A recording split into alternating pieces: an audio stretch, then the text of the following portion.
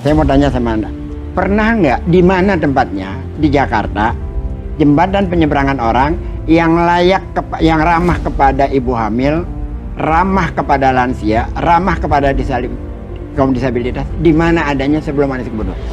JPO yang ramah terhadap ibu hamil, ramah terhadap lansia, ramah kepada kaum disabilitas. Mengenai Jakarta lama nih.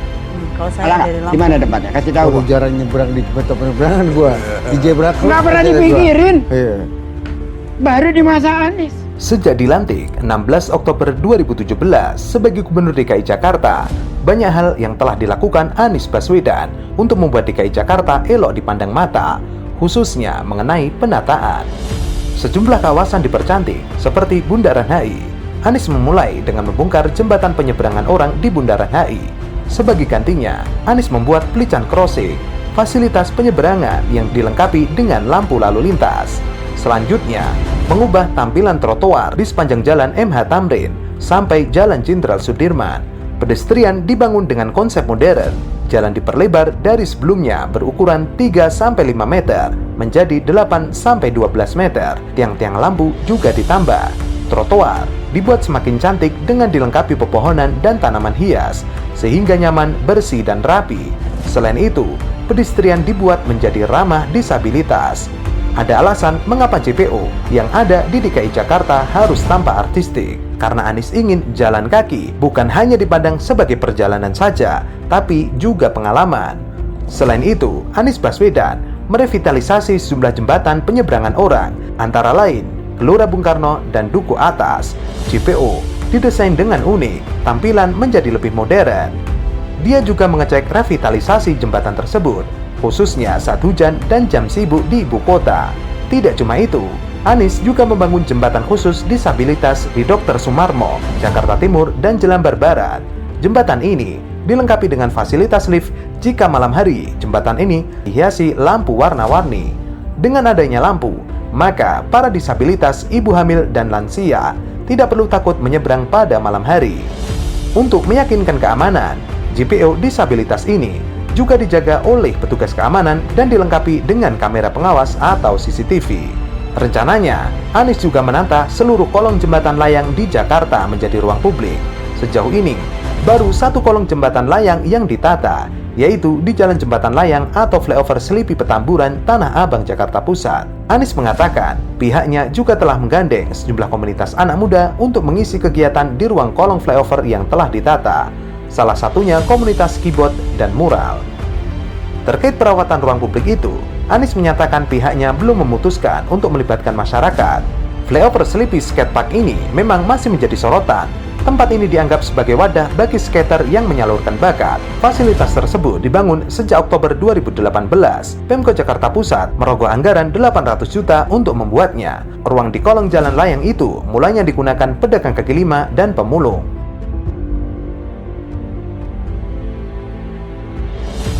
Yang paling mudah melihatnya adalah ASEAN, gedung ASEAN. Itu kalau ya ibu hamil naik jembatan penyeberangan orang bisa beranak di tengah itu. Itu adalah fakta gitu. Dan itu terjadi. Lalu dikatakan bahwa jangan sampai berseberangan. Anies tidak berseberangan, yang berseberangan mereka. Ada Formula E mau dihambat. Ada Anies digadang-gadang mau calon presiden dipanggil KPK dengan kasus yang nggak jelas. Kan itu aja sebenarnya. Anies fokus kerja, nggak ngurusin yang lain-lain. Ditawarin tuh sama Prabowo, minta jadi wakilnya dia di 2019, Anies nolak. Dan dari pernyataan Pak Prabowo sendiri, Pak Anies yang sesungguhnya yang pertama kami minta, tapi dia mau fokus kepada Jakarta.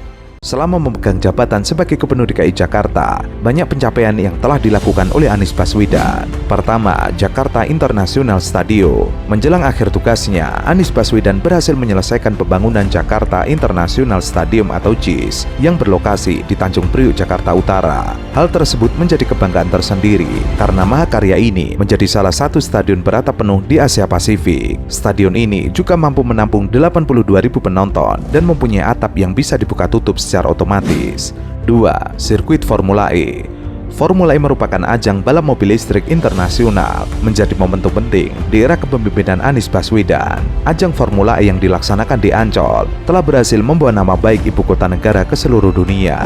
3. Revitalisasi Kota Tua. Saat menjabat sebagai Gubernur DKI Jakarta, Anies diketahui telah mengubah zona rendah emisi Kota Tua. Setelah revitalisasi, Kota Tua hanya bisa dilalui pejalan kaki, bus Transjakarta, kendaraan listrik, pesepeda, dan bus berstiker khusus. Revitalisasi jalur pedestrian Kota Tua yang telah diresmikan bisa meningkatkan kenyamanan untuk pejalan kaki dan pengguna sepeda, serta dapat mewujudkan kawasan rendah emisi.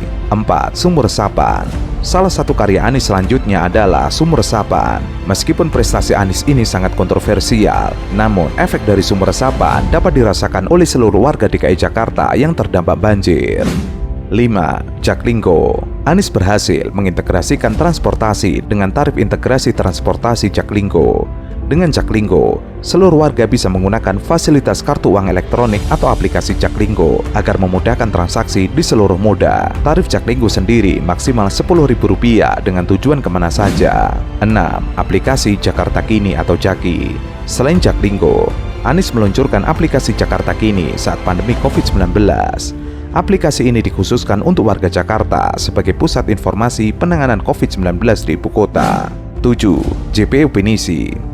Jembatan yang terdapat tulisan 37 nama tenaga kesehatan yang gugur akibat COVID-19 ini menjadi tujuan wisata warga di Jakarta. Tidak hanya JPO Pinisi, sepanjang Jalan Jenderal Sudirman sebelumnya sudah ada 3 JPO yang memiliki penataan yang baik serta Instagramable. Di antaranya JPO Bundaran Senayan, Gelora Bung Karno, dan Polda Metro Jaya. 8. Pelebaran trotoar. Anies Baswedan juga menggencarkan revitalisasi trotoar di DKI Jakarta. Hal tersebut bisa dilihat dari sejumlah ruas jalan trotoar yang kini sudah menjadi lebih lebar daripada sebelumnya. Penataan ini juga dilengkapi oleh berbagai fasilitas seperti CCTV, Satpol PP, bahkan disediakan juga pelican crossing. 9. Pembangunan jalur sepeda. Anies juga gencar melakukan pembangunan jalur sepeda. Ia menargetkan tersedianya 535 km jalur sepeda pada tahun 2026 di Jakarta. Kebijakan tersebut sesuai dengan peraturan gubernur yang ditandatangani pada 10 Juni 2022, yakni Pergub nomor 25 tahun 2022 tentang rencana pembangunan daerah DKI Jakarta tahun 2023-2026. 10. Revitalisasi Simpang 5 Pasar Senen. Pemprov DKI Jakarta berhasil menyelesaikan revitalisasi Simpang 5 Pasar Senen dengan menggunakan 4 skala prioritas pembangunan transportasi berbasis jalan raya di Jakarta, yakni pejalan kaki, pesepeda, kendaraan bebas emisi, angkutan umum, dan kendaraan pribadi. 11. Menggratiskan PBB di bawah Rp2 miliar. Saat era Gubernur DKI Jakarta Anies Baswedan, ada kebijakan yang tertuang dalam Peraturan Gubernur Nomor 23 Tahun 2022 tentang kebijakan penetapan dan pembayaran pajak bumi dan bangunan perdesaan dan perkotaan sebagai upaya pemulihan ekonomi tahun 2022. 12. Kampung Susun Akuarium. Saat hari ulang tahun RI ke-76, Anies Baswedan meresmikan Kampung Susun Akuarium. Pemprov DKI Jakarta telah menyelesaikan pembangunan 2 blok dari 5 blok hunian Kampung Susun Akuarium, yakni Tower Blok B dan D, serta para warga Kampung Akuarium bisa menempati hunian layak tersebut. 13. Flyover Tapal Kuda. Proyek yang juga dibangun saat masa kepemimpinan Anies Baswedan adalah 2 flyover Tapal Kuda yang berada di Lenteng Agung dan Pasar Minggu, Jakarta Selatan. Kedua flyover tersebut dibangun sebagai sarana putar balik kendaraan dari dan ke arah Pasar Minggu atau Depok agar pengendara tidak harus melintas di perlintasan kereta api. Tidak hanya itu, jalan layang juga dibangun untuk mengurai kemacetan di sepanjang Jalan Tanjung Barat Raya, Jakarta Selatan. 14. Kampung Susun Bayam. Di masa kepemimpinan Anies Baswedan, masyarakat Kampung Bayam dibangunkan hunian untuk warga Kampung Bayam yang rumahnya tergusur akibat pembangunan Jakarta International Stadium. Namun, saat Anies Baswedan purna dari tugasnya, penggantinya Heru Budi Hartono tidak kunjung memberikan kunci tersebut kepada warga yang berhak menerima. 15. Revitalisasi Pusat Kesenian Jakarta, Taman Ismail Marzuki. Anies Baswedan melakukan revitalisasi Taman Ismail Marzuki sebagai wadah bagi seluruh pegiat seni dan budaya agar bisa melahirkan karya-karya besar di kemudian hari. Anies berharap revitalisasi Taman Ismail Marzuki dapat dimaknai bahwa dari Indonesia agar hadir seniman-seniman hebat mewakili Indonesia di gelanggang dunia. 16. Anies Baswedan juga membangun simpang temu Lebak Bulus yang menjadi akses penghubung bagi para pejalan kaki menuju titik transit multiroda dari stasiun MRT menuju Transit Plaza dan sebaliknya. Hal itu akan membuat warga Jakarta lebih nyaman saat menggunakan transportasi umum. 17. Taman Tebet Eco Park. Taman tersebut didesain dengan mengusung 3 konsep utama dalam pengembangannya, yaitu fungsi ekologi, ruang sosial, edukasi, serta rekreasi. Sejak dibuka pada April 2022, taman tersebut banyak mendapatkan respon positif dari berbagai komunitas dan pemerhati desain. Taman Eco Park adalah salah satu dari 400 taman yang dibangun dan direvitalisasi oleh Anies Baswedan saat menjabat sebagai Gubernur DKI Jakarta. 18. Merenovasi Taman Makam Tokoh Bangsa di tempat pemakaman umum Karet Bifak, Tanah Abang, Jakarta Pusat. TMTB Karet Bifak merupakan bagian dari 100 taman maju bersama yang direnovasi oleh Anies Baswedan. TPU Karet Bifak banyak menjadi tempat peristirahatan terakhir para tokoh di Jakarta.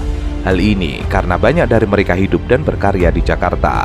Oleh karena itu, TMBT dapat menjadi sarana publik bagi peziarah atau pengunjung untuk mendapatkan inspirasi dari kisah hidup mereka. Adapun TMTB Karet Bifak dilengkapi dengan berbagai fasilitas sebagai sarana bagi peziarah atau pengunjung. Sebut saja galeri TMTB yang dapat digunakan sebagai wadah berdiskusi dan bertukar gagasan terkait perjalanan tokoh bangsa terkait di lokasi pemakaman tersebut. 19. Merenovasi Taman Literasi Martha Christina Tiahahu di Blok M. Satu lagi ruang ketiga sebagai ruang publik hadir di tengah-tengah kota Jakarta, yakni Taman Literasi Martha Christina Tiahahu. Taman hasil revitalisasi ini diresmikan oleh Gubernur DKI Jakarta, Anies Baswedan. Taman ini sesungguhnya telah berdiri sejak tahun 1948 pada masa awal kemerdekaan. Taman yang dikenal dengan Taman Martha Tiahahu ini dirancang mengusung konsep landscaper dengan menyamarkan bangunan pada area taman menjadi kesatuan landscape taman, sehingga secara visual yang terlihat dari jalan adalah tutupan area hijau pada taman. 20. Merevitalisasi Kampung Gembira Gembrong. Anies Baswedan membangun 136 unit rumah yang dibangun di Pasar Gembrong, menggantikan tempat tinggal korban kebakaran. Pembangunan tersebut diketahui karena kebakaran hebat melanda Pasar Gembrong. Pada saat itu, sebanyak 450 keluarga atau sekitar 1.000 jiwa terdampak kebakaran tersebut.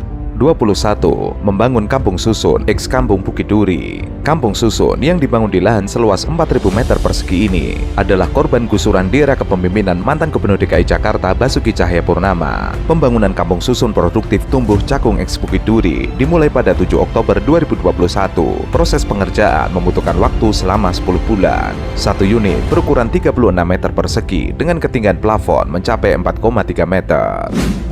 22. Merevitalisasi kawasan cagar budaya Monas.